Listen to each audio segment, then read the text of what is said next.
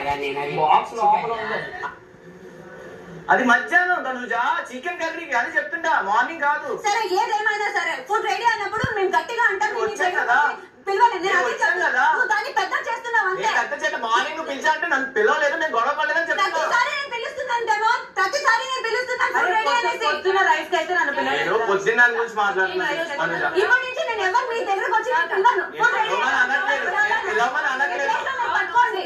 Captain ఈ రోజు పొద్దున్న కూడా నన్ను వచ్చి పొద్దున వంట చేయమంటే నేను అప్పుడు చెప్పాను, నేను నిన్న అన్నిసార్లు చేశాను, నాకు వర్క్ ఈక్వల్ గా అదేంటి ఆవిడ కూడా చెప్పు అంటే అప్పుడు వచ్చి నాకేం చెప్పారు, ఇప్పుడు నువ్వు వండే లంచ్ కి ఆవిడ వండుతారు, ఎందుకు చికెన్ మళ్ళీ నేను నా పని నేను మళ్ళీ చేసుకున్నాను, ఎందుకంటే నేను చికెన్ తిన్నాను.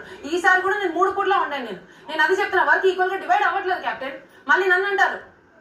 అదే అంటున్నాను, నేను చేస్తా వర్క్, నేను ఎప్పుడు నో చెప్పను. ఇది ఒక్క నిమిషం ఇప్పుడు గొడవ అయింది కదా అని గట్టిగా మాట్లాడేసుకుంటే అవ్వదు. నేను ఒకసారి లేదు, నేను డెమోన్ వండుతానులే 3 కోట్లు. తనకి ఇంకేనా నీకు వర్క్ సరిపోలేదన్నావు పెట్టు, డెమోన్ నేను అలా ఏం ఉండదు.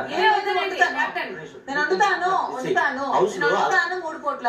ఓకే నువ్వు వండు, నేను కాదనట్లేదు, నువ్వు వండు కాదనట్లేదు. డెమన్ నాకు చాలా కూరగాయలు కోసిద్ది కావాలంటే. పర్లేదు, డెమన్ సుమన్ గారు ఉన్నారు కదా, నువ్వు ఇప్పుడు డిపార్ట్మెంట్ అని సరిపోలేదు అన్నావు కదా, పర్వాలేదు సరిపోయింది. నేను చెప్పేది ఒకసారి ప్లీజ్ నా మాట కూడా ఒకసారి విను. నా మాట కూడా ఒకసారి విను.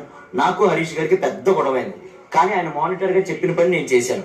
అలాగే ఎన్ని గొడవలైనా నిన్ను మానిటర్ గా మెయిన్ చెఫ్ గా పెట్టాను కాబట్టి నువ్వు చెప్పిన పని తను చేసింది.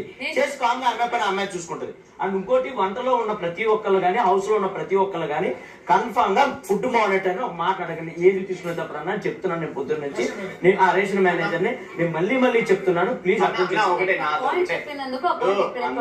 చూసినప్పుడు అందరూ రావాలంటే ఓకే, బట్ రానప్పుడు వాళ్ళ పోర్షన్ పక్కన పెట్టేస్తే తర్వాతనే తింటారు. ఎందుకంటే ఒక టైం నేను చెప్పేది వినండి. సో అక్క రేపు నుంచి మీరు ఏం చేయాలనేది మీరే డిసైడ్ చేసుకోండి. ఫుడ్ మానిటర్ గా అంటే sorry food chef main chef గా వాళ్ళకి చెప్పు, వాడు ఆ చపాతీలు కలుపుతున్నాడు, తన కూరగాయలు కోసిద్ది, సుమనాన్ని ఇంకోటి చేస్తాడు, అది చేసి పెట్టండి, నేను వచ్చి కూర వండేస్తా. ఇది డివైడ్ చేసుకుంటారా? లేదా ఒక పూట నువ్వు వండు దివ్య, ఒక పూట నేను వండుతా, ఇంకో పూట డిమాండ్ వండుతాడు, ఇది డివైడ్ చేసుకుంటాడు, అది మీకే వదిలేస్తున్నా. కానీ మీరు ఏ గొడవలు పడకుండా జాగ్రత్తగా డివైడ్ చేసుకోండి.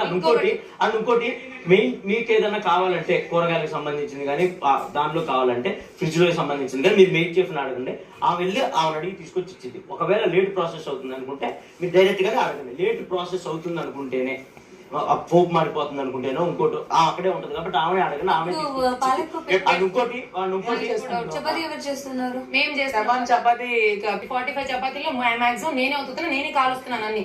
నిన్న అన్ని చపాతీలు నేనే కాల్చాను. అది అమ్మా, ఇప్పుడు చపాతీలు స్టార్టింగ్ నేనే కాల్చాను, నువ్వు అన్నావు మీరు వెళ్ళి కూర్చోండి అది ఓకే. మాధురి గారు నేనేం చెప్తున్నాను, చపాతీ